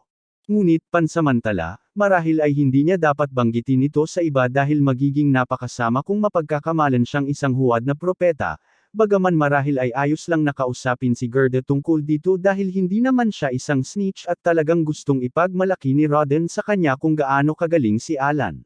Kinabukasan, dumating ang unang nyebe sa taglamig. Kaya oras na para simulan ni Alan ang pakikipagpalitan sa karne ng ibon na kanyang inipon, at sasama si Gerda para ipakita sa kanya ang mga tali. Plano ni Gerda na ipagpalit ang ilan sa karne ng baboy ramo na kanyang inipon bago ang taglamig. Mabuti na lang at wala nang nangyaring aksidente simula noon, hanggat walang mga karaniwang tao nagugulo, ang mga pangangaso ay karaniwang nagiging maayos, ngunit ang marinig iyon ay nagpaisip kay Alan, at napaisip siya kung ano ang pagkakaiba ng mga alipin na katulad niya at ni Gerda, at ng mga karaniwang tao. Ipinaliwanag ni Gerda na ang mga karaniwang tao ay may mas mataas na katayuan sa lipunan kaysa sa mga alipin, at ang mga buwis na kanilang binabayaran ay medyo magkaiba rin. Ang mga alipin ay kailangang magbayad ng 60% ng lahat ng pagkain kanilang ginagawa bilang buwis. Ang mga karaniwang tao ay kailangan lamang magbayad ng buwis bilang ulo, ibig sabihin ay nagbabayad sila ng 1 gintong barya bawat tao bawat taon. Tinanong ni Alan kung posible para sa isang alipin na maging isang karaniwang tao, at ipinaliwanag ni Gerda na posible nga ito, ngunit kailangan mong magbayad ng tributo na 10 gintong barya upang magawa ito. Mabilis na nagkalkula si Alan, at dahil ang kanyang ina ay may paparating na isa pang sanggol, kailangan niyang magbayad ng 50 gintong barya para silang lahat ay maging mga karaniwang tao, na isang malaking halaga, ngunit gagawin niya ito sa kalaunan. Ginugugol ni Alan ang natitirang araw sa pagsunod kay Gerda upang malaman kung magkano ang halaga ng kanyang karne ng ibon sa sistemang barter, at sa ikalawang araw, mayroon na siyang sapat na pag-unawa dito upang makapaglakbay ng mag-isa. Ang isang bag ng asin ay nagkakahalaga sa kanya ng humigit kumulang 5 piraso ng jerky, at ang parehong bag ng asin ay nagkakahalaga ng 5 baryang pilak, kaya ang isang piraso ng karne ay nagkakahalaga ng 1 baryang pilak. Sa sistemang pera, ang 1 gintong barya ay nagkakahalaga ng humigit kumulang 100 baryang pilak, kaya kung nais ni Alan na mag-ipon ng 50 gintong barya para sa kanyang pamilya, kakailanganin niyang maghanap ng katumbas ng 500 piraso ng karne ng Aldebaran. Mukhang marami iyon, ngunit sigurado si Alan na magagawa niya ito sa loob ng ilang taon. Para sa kanyang susunod na hintuan, tumungo si Alan sa lokal na tindahan ng mga potion at nagtanong kung mayroon silang mga potion para sa paggaling ng MP. Sinabi ng tindera kay Alan na wala siyang ibinibentang ganoon kamahal, kaya tinanong ni Alan kung mayroon siyang mga halamang gamot na nakaimbak. Nang marinig ni Alan na binanggit ang tungkol sa halamang gamot, kinabahan ang tindera dahil nakakuha siya ng masamang deal noong huling beses na nagbenta siya. Naalala niya na may isang lalaking nagngangalang Gerda na pumunta rito, nagmamakaawa na bumili ng halamang gamot para iligtas ang kanyang kaibigan. Karaniwan itong nagkakahalaga ng 5 gintong barya, ngunit 3 lang ang mayroon si Gerda noon, kaya nagmakaawa siya sa tindera na bigyan siya ng diskwento at nangakong babayaran ito mamaya. Tila desperado na si Gerda kaya nagpa siya ang tindera na tulungan siya, at sa kanyang kabutihan, bumalik siya para bayaran ang natitirang halaga mamaya, ngunit talagang nag-aalala ang tindera na baka naloko siya noon. Alam ni Alan na hindi sana nakaligtas ang kanyang ama kung hindi pumayag ang tindera na bigyan si Gerda ng diskwento ng araw na yun. Kaya nagpasalamat siya sa kanyang kabaitan at inalok siya ng 1 piraso ng karne ng ibon bilang regalo. Maya-maya, naglalakad si Alan sa mga kalye nang makakita siya ng isang tindahan ng armas, at nagulat siya na ang isang sandata ay maaaring umabot sa 50 ginto, ngunit habang inaasikaso niya ang sarili niyang negosyo, bigla na lang sumulpot si Dagora mula sa kung saan at nakipag-away dito. Sinubukan niyang igiit ang pangangibabaw at kumbonsihin si Alan na maging alipors niya, ngunit hindi hahayaan ni Alan na mawala ang ganoong kawalang galang, kaya inilapag niya ang kanyang bagahe at hinugot ang kanyang espadang kahoy bago ito itinutok kay Dagora. Ngayon, maaari niyang talunin si Dagora ngayon din at matapos na, ngunit gusto niyang maging patas ang laban, kaya sinabihan niya si Dagora na kumuha ng sandata. Tinanggap ni Dagora ang hamon at tumakbo upang kunin ang kanyang pamalo, at sa tingin niya ay mas magaling siya, ngunit mas mahusay si Alan pagdating sa pakikipaglaban dahil sa kanyang pagsasanay kay Krina, kaya madali niyang nalinas ang sahig gamit si Dagora. Sa madaling salita, pagdating ng Tagsibol, nagsimulang pumunta si Dagora sa bahay ni Alan para sanayin siya ni Alan, ngunit malayo pa siya para makipagkompetensya. Nagsimula na rin si Cash sa pagsasanay kasama si Krina, ngunit mas madali na para sa kanya ang pagtrato kaysa kay Alan dahil bago pa lang ito sa pakikipaglaban, habang pinapanood silang dalawa ni Alan. Sinubukan ni Dagora na palihim na atakihin siya, ngunit masyadong mabilis ang reflexes ni Alan para doon, kaya natambo siya at nasaktan ang kanyang tuhod. Nang gabing iyon, bumalik sina Rodden at Gerda, at may masamang balita sila dahil kakausap lang nila sa pinuno ng nayon, at sinabi niya na gusto ng Baron na maghatid sila ng 15 baboy ramo sa halip na karaniwang 10 ngayong taon. Hinihiling din niya na payagan nilang muli ang mga karaniwang tao na mangaso kasama nila ngayong taon, ngunit pagkatapos ng nangyari noong nakaraan, buong pusong tutol sina Rodden at Gerda dito. Gayunpaman, hindi nila maaaring labagin ang direktang utos mula sa Baron, kaya wala silang ibang magawa kundi hayaan na lang itong mangyari at umasa para sa pinakamabuti. Saka lang nagsalita si Alan at sinabi sa lahat na may plano siya. Ang dahilan kung bakit sumasali ang mga karaniwang tao sa pangangaso ay isang problema dahil halos wala silang silbi, ngunit marami siyang oras ng karanasan sa bawat MMO na may isip, at tiwala siyang magagawa niyang kapakipakinabang sa koponan kahit ang pinakawalang pag-asang baguhan, kaya hiniling niya na siya ang mamahala sa pagsasanay ng mga karaniwang tao bago ang pangangaso. Kapag dumating na ang oras para sa susunod na pangangaso, dinala ni Rodden si Alan upang makilala ang ibang mga mangangaso at sinabi sa kanila na nais niyang gamitin ang isa sa mga estratehiya sa pangangaso ni Alan para sa araw na iyon, ngunit malinaw niyang sinabi na narito lang si Alan upang manood sa araw na iyon, kaya hindi siya makikipaglaban. Pumayag na si Alan sa kasunduan na ito, pero medyo nadidismaya siya na ayaw siyang paigang makipaglaban ng kanyang ama dahil inaasahan niyang makaka-level up siya. Pero hindi nagbago ang isip ni Rodden tungkol dito, kaya't mas mabuti na lang natanggapin na lang niya kung ano ang makakaya niya. Ang pinakamahalaga para sa BF na ito ay sanayin nila ng mabuti ang mga baguhan upang kaya nilang ipagtanggol ang kanilang sarili, dahil ayaw niyang maulit ang nangyari noong nakaraang pagkakataon. Pagdating sa huling pagkakataon, ang lalaking responsable sa pagkakasaktan kay Rodden ay lumapit muli sa kanya upang humingi ng tawad, at sinabi niya kay Rodden na kung may mangyaring masama ngayon, hindi na niya kailangang ilagay ang sarili sa panganib para lang protektahan siya. Sinabi ni Rodden sa bata na ang kailangan lang niyang gawin ay mag-focus sa pagtupad ng kanyang tungkulin, at kung magagawa niya iyon, sana ay walang mangyaring masama.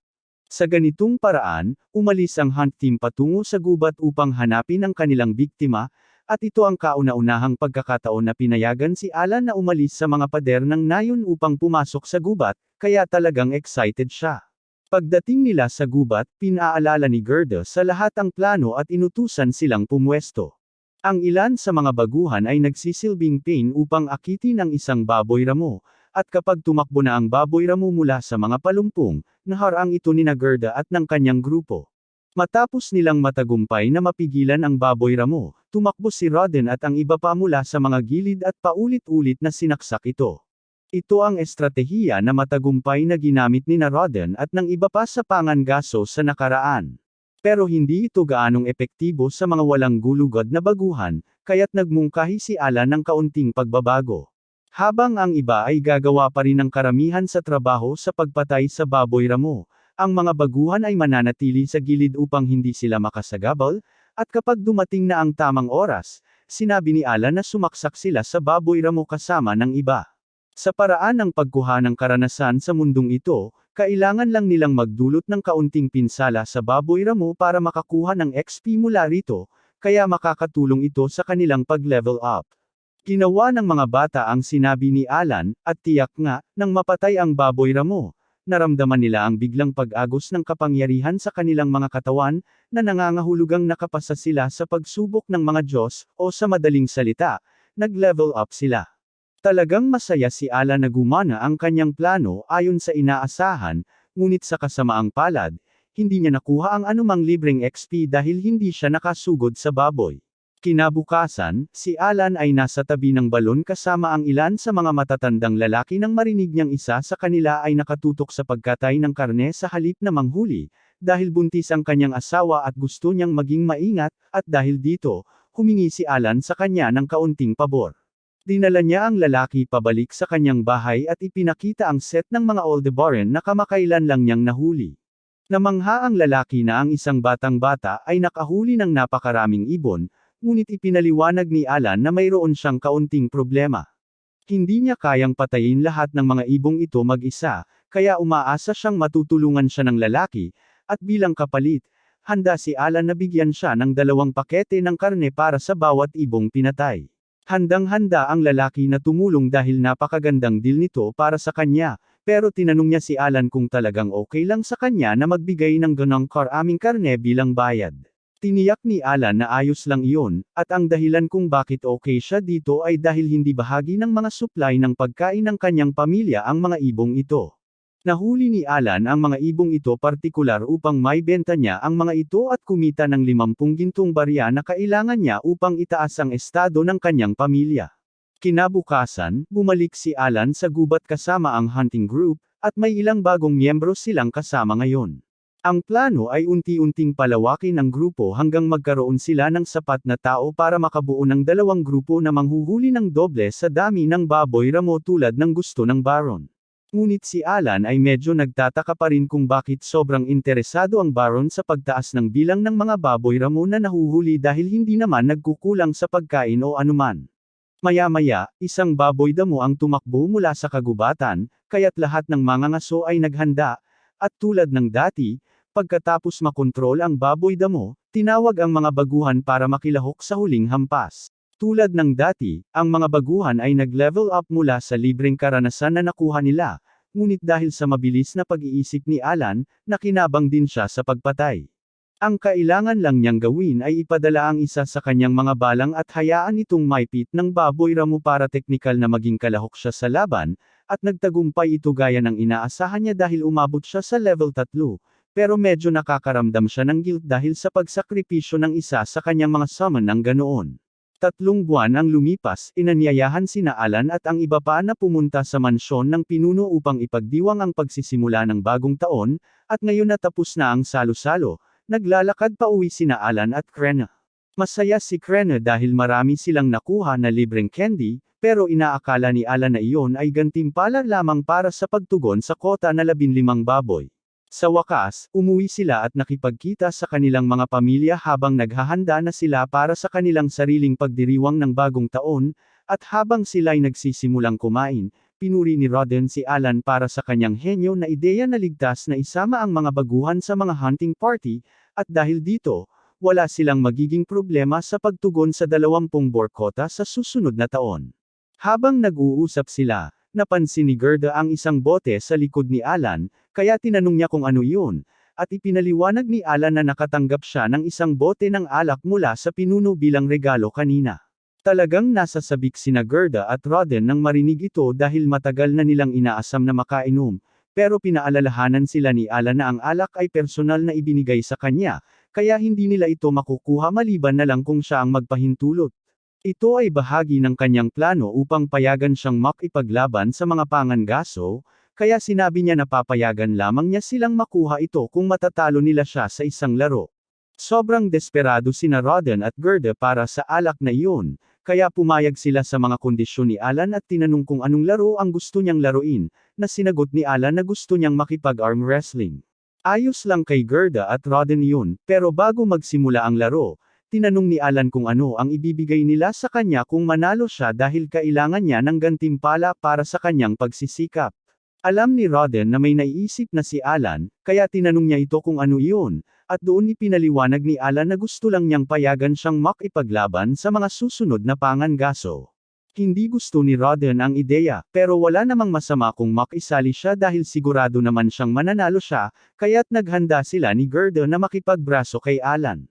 Unang sumabak si Gerda, at mukhang sobrang kumpiyansa siya na hindi siya matatalo sa isang laban ng lakas laban sa isang 7 taong gulang, pero sa kasamaang palad para sa kanya. Nag-ipon si Rodden ng lahat ng lakas na buff na available sa kanyang mga summons, kaya nang magsimula ang laban, nakatugma si Alan sa lakas ni Gerda at sa huli ay nagawang talunin ito. Hindi makapaniwala si Gerda na natalo siya, pero medyo inaasahan na iyon ni Rodden dahil sa lahat ng kahangahangang bagay na ginagawa ni Alan kamakailan, pero kumpiyansa pa rin siya na hindi matatalo ni Alan siya tulad ng ginawa niya kay Gerda, kaya pagkatapos ng maikling pahinga, naglaban ng braso sina Rodden at Alan. Katulad kay Gerda, una ay nakatapat ni Alan ang lakas ni Rodden, pero sa pagkakataong ito, talagang natalo at napag-iwanan si Alan. Inaasahan niya na si Gerda ay may lakas na nasa D rank, na nangangahulugang si Rodden ay nasa C rank, kaya't makatuwiran na hindi siya nanalo.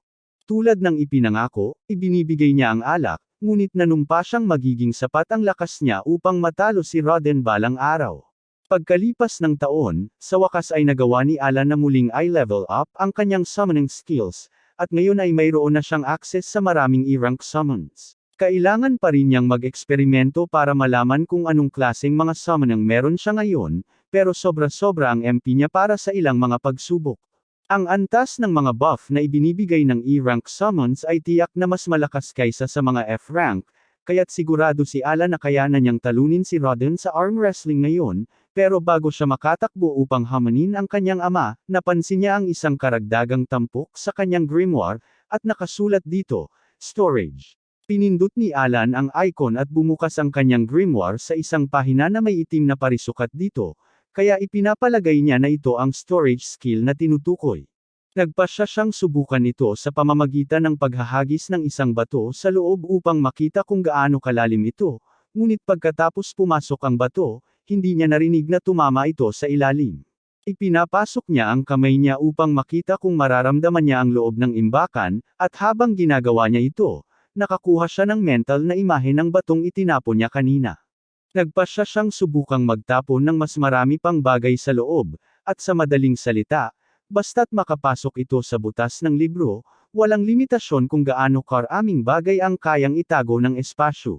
Pero mukhang sobrang sira nito para maging isang random na kasanayang na-unlock niya, kaya marami siyang katanungan. Pagkatapos ng lahat, ang isang bagay tulad ng walang katapusang imbakan ay isang top-tier na kasanayan, kaya talagang duda siya na ibibigay ito ng mga developer ng walang dahilan.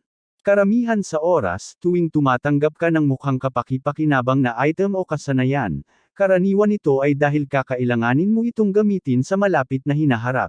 Kaya kailangan ni Alan malaman kung ano ang dapat na gamit nito. Bukod doon, gusto rin niyang subukan ang kanyang bagong E-rank na mga summons, kaya tinawag niya ang isa, pero walang nangyari. Nagulat si Alan na hindi ito gumana dahil sigurado siyang mayroon siyang sapat na MP para sa summon, ngunit doon siya ininform ng sistema na kailangan niya ng E-rank magic stones upang makasummon ng E-rank na halimaw. Wala siyang ideya na kakailanganin niya ng mga magic stones para dito, pero sadyang pinalad siya.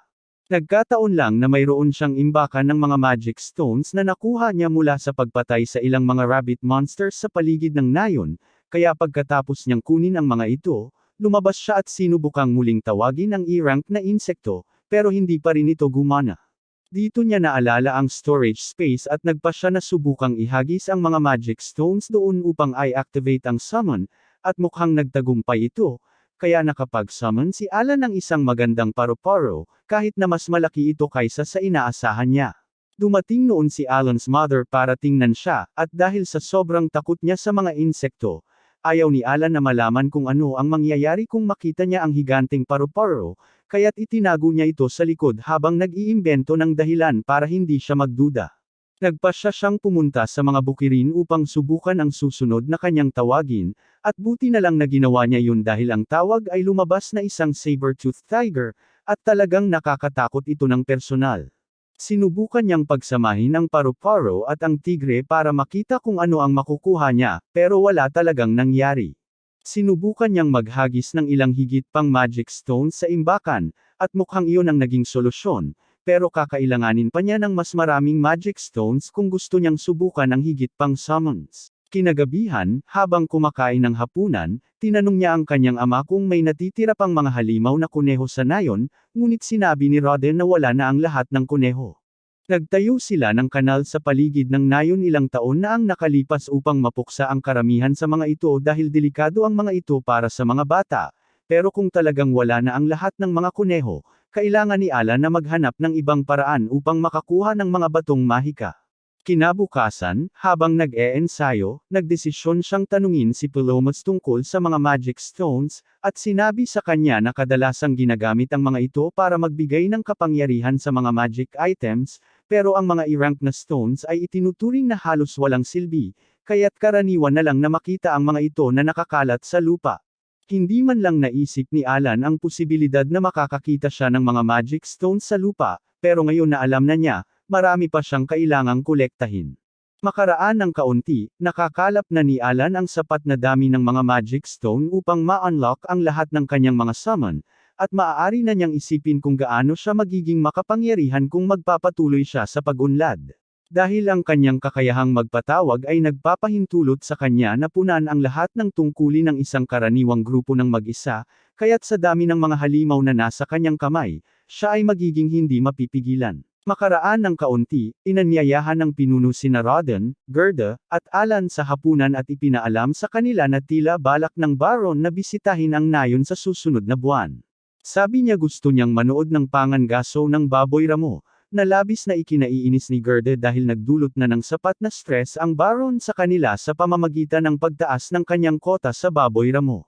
Sabi ni Rodden na wala siyang problema kung manunood ang Baron ng mga pangangaso, pero hindi niya maintindihan kung bakit tinawag si Alan para ipaalam ang balitang iyon, at doon sinabi ng hepe na umaasa siyang magiging tour guide si Alan para sa Baron habang nandyan ito sa bayan. Personal na ayaw ni Alan sa ideya na aliwin ang Baron, pero sa takbo ng mga pangyayari, aabutin siya ng halos 10 taon para makapanghuli ng sapat na ibon upang makuha ng kanyang pamilya ang katayuang karaniwang mamamayan, at sobrang tagal na yon. Gayunpaman, kung magagawa niyang mapabilib ang Baron ng sapat, maaaring makakuha siya ng promosyon mula rito, kaya nagpasya siyang gawin ito. Isang buwan ang lumipas, dumating si Baron Granville sa nayon kasama ang kanyang anak na si Cecil at si Knight Captain Zinef, at dinala sila pabalik sa bahay ng pinuno para sa tanghalian. Una sa lahat, humihingi ng paumanhin si Granville sa paggawa ng isang hindi makatarungang kahilingan tungkol sa karne ng baboy ramo noong nakaraang taon, ngunit hindi niya talaga kayang tumanggi sa direktang utos ng hari.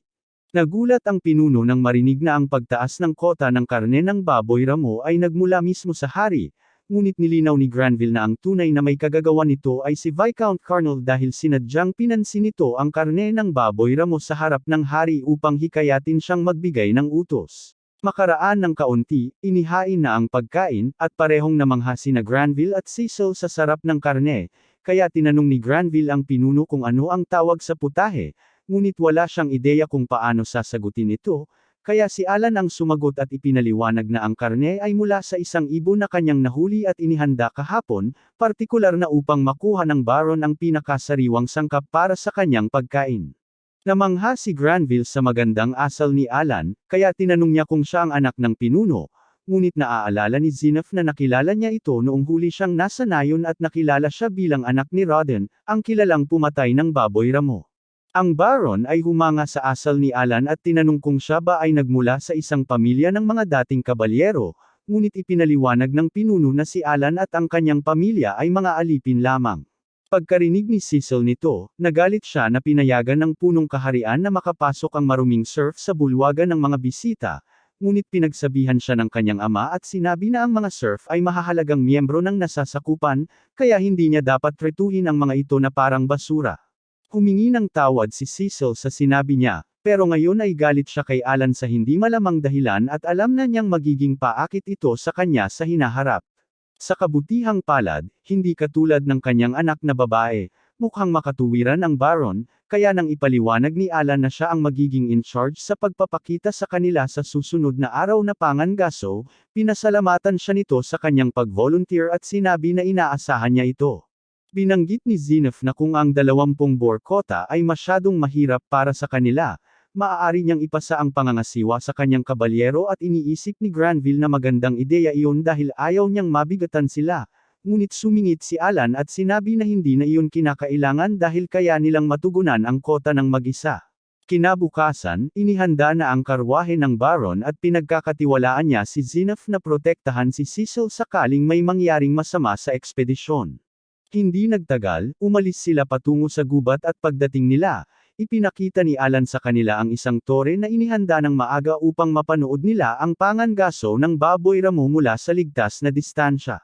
Pinangunahan ni Alan ang lahat sa paglalagyan ng tore at tila talagang nasisiyahan si Cecil sa tanawin dahil hindi pa siya nakakakita ng ganong karaming puno noon. Ilang sandali ang lumipas, dumating sina Rodden at ang iba pang mandirigma at namangha si Granville nang makita niyang nakakuha sila ng baluti.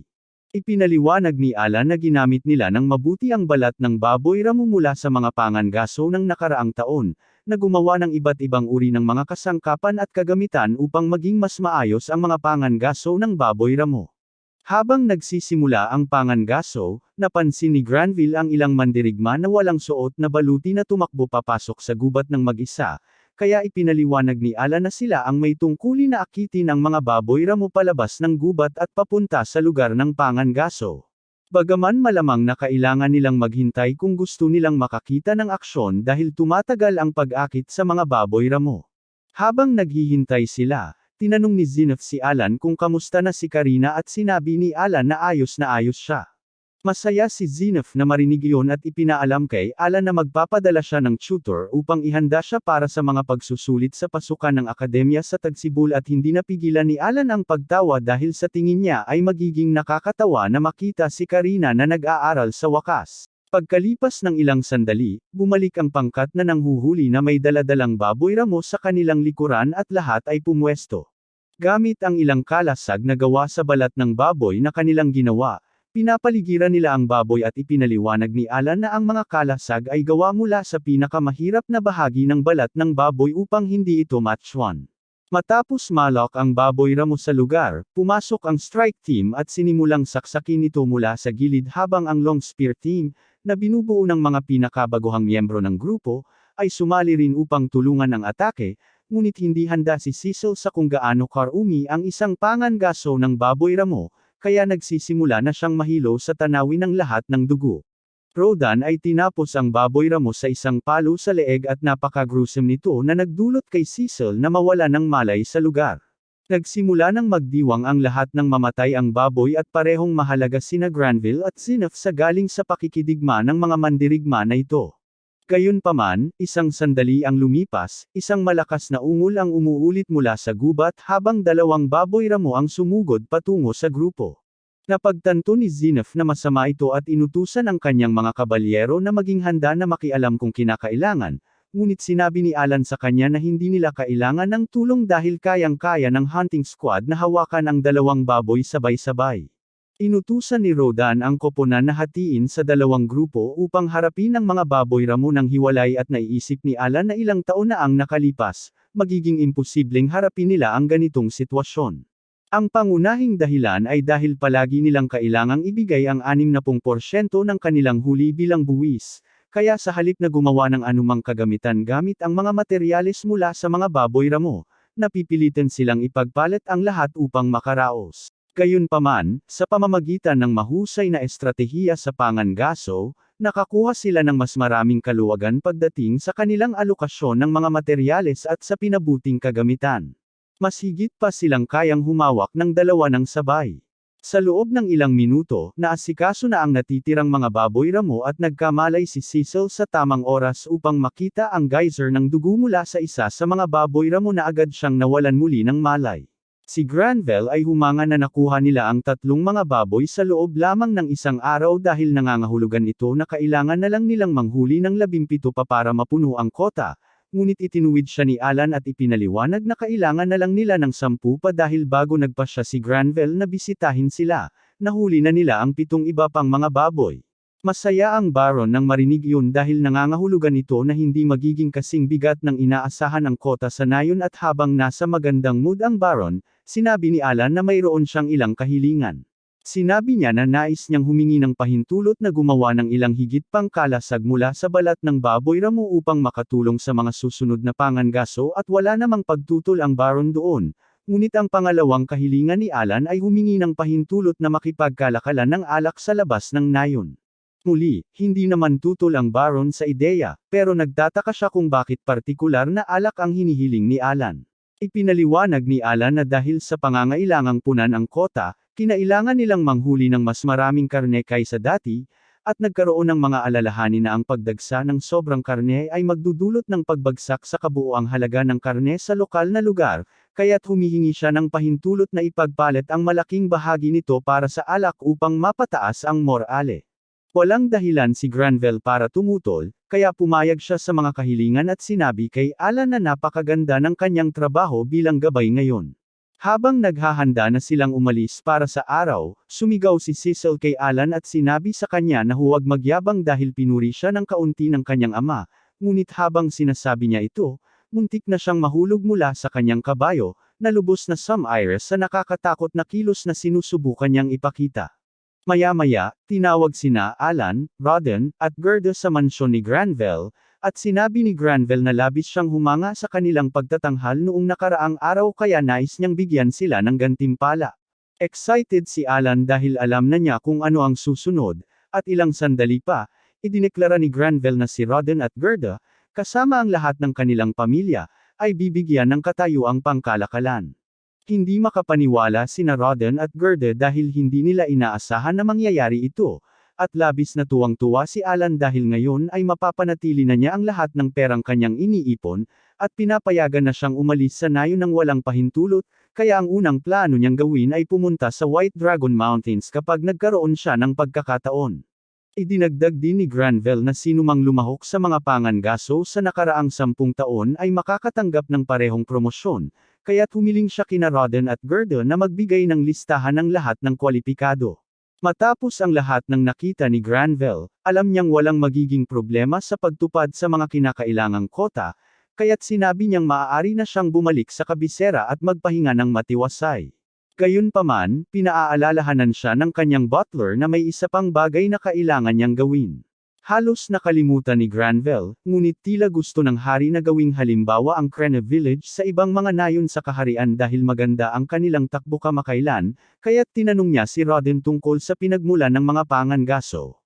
Mukhang medyo hindi komportable si Rodden nang marinig ito, kaya ipinaliwanag ni Gerda kay Granville na ang kwento ng nakaraan ng nayon ay medyo sensitibong paksa para kay Rodden, kaya nag-alok siyang ipahayag ang mga detalye sa halip na si Rodden. Ipinaliwanag ni Gerda na mga 13 taon na ang nakalilipas, 100 mga serf ang lumipat sa lupa bilang bahagi ng kautusan ng hari sa pagpapanumbalik, at nagtrabaho sila ng mabuti sa loob ng 3 buwan upang gawing matirahan ang lugar, ngunit nang sa wakas ay nagsisimula ng maging maayos ang mga bagay-bagay para sa kanila, inatake sila ng isang higanting baboy ramo na winasak ang lahat ng pagkain na kanilang inimbak para sa taglamig. Walang paraan na makakaligtas sila hanggang sa susunod na taon kung hindi sila gagawa ng paraan, kaya't iminungkahi ni Rodden na subukan nilang manghuli ng baboy ramo para sa karne, at pumayag ang lahat sa kanya. Wala silang anumang armas o kagamitan noon, inatake nila ang baboy ramo gamit lamang ang mga pala at panghukay, at sa himala, nagawa nilang talunin ito. Humanga si Granville sa kwento, ngunit hindi niya maintindihan kung bakit sobrang sensitibo si Rodden tungkol dito dahil mukhang ang kanyang inisyatiba ang nagdala sa mga pangangaso ng baboy ramo na nagpasagana sa nayon. Gayunpaman, ipinaalam ni Gerda sa kanya na sa panahon ng pangangaso na iyon, isa sa malapit na kaibigan ni Rodden ang namatay, at mula noon ay sinisisi na ni Rodden ang kanyang sarili dito. Naiintindihan ni Granville kung ano ang nararamdaman ni Rodden, at upang makabawi sa pagbanggit ng isang masakit na alaala, sinabi niya kay Rodden na maaari siyang humiling ng kahit anong gusto niya. Sa tingin ni Alan, maganda ito at sinabi niya kay Rodden na maaari siyang humingi ng dekalidad na alak, ngunit sa halip, humiling si Rodden sa Baron na payagan si Alan na magtrabaho sa kanyang ari-arian, kahit na bilang isang simpleng hallboy lamang. Nabigla si Alan sa loob niya nang marinig ito. Dahil kung makakatrabaho siya sa ari-arian ng Baron, mas mababawasan pa ang kanyang kalayaan kaysa sa mayroon na siya, kaya umaasa siyang tatanggihan ng Baron ang kahilingan ni Rodden. Ngunit sa kanyang pagkabigo, sinabi ni Granville na masyadong magaling si Alan para maging simpleng hallboy lamang, kaya't gagawin siyang ganap na katulong ng estate. Galit na galit si Cecil dito dahil hindi siya makapaniwala na papayagan ang isang maruming serf na makapasok sa mansyon, pero pinaalalahanan siya ng kanyang butler na hindi na serf si Alan dahil siya ay na-promote na sa pagiging karaniwang tao. Talagang gustong makahanap ni Alan ng paraan para umatras dito, pero mukhang masaya talaga si Rodden ng fin tungkol sa buong bagay, kaya masama ang loob niya kung masisira niya ito sa pamamagitan ng pagtanggi sa alok ngayon. Kinabukasan, nagbihis si Alan para sa kanyang unang araw bilang katulong sa ari-arian ng Baron, at kahit na masaya ang kanyang pamilya para sa kanya, labis din silang malungkot na makita siyang umalis. Lalo pang nalungkot si Krena dahil hindi na niya makikita si Alan muli, kaya't iminungkahi ni Alan na mag-spar sila isang beses pa bago siya umalis, at mukhang napasaya ito si Krena. Habang nagsisimula ang kanilang laban, lahat ay nanunood na inaasahang si Krena ang magwawagi kay Alan tulad ng dati, ngunit sa pagkakataong ito, inilagay ni Alan ang lahat ng stat boost sa bilis, at naging sapat ang kanyang bilis upang makasabay at kahit na malampasan si Krina sa kabila ng pagiging isang sword lord niya. Sa huli, nanalo si Alan sa duelo sa pamamagitan ng paghawak ng kanyang espada sa leeg ni Krina, at siya'y nagulat dahil ito ang unang pagkakataon na natalo siya, ngunit sinabi ni Alan na maaari nilang ituring itong tabla, at magkakaroon sila ng rematch sa hinaharap upang matukoy ang tunay na panalo.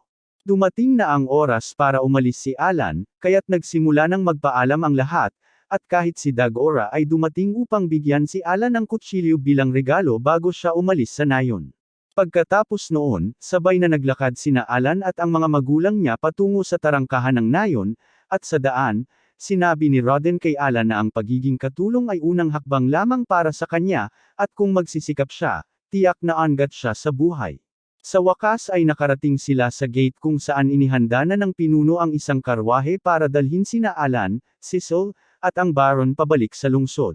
Medyo awkward sa karwahe dahil hindi man lang siya tinitingnan ni Cecil, at wala siyang masabi kay Granville, pero hahanap siya ng paraan para magtagumpay ito.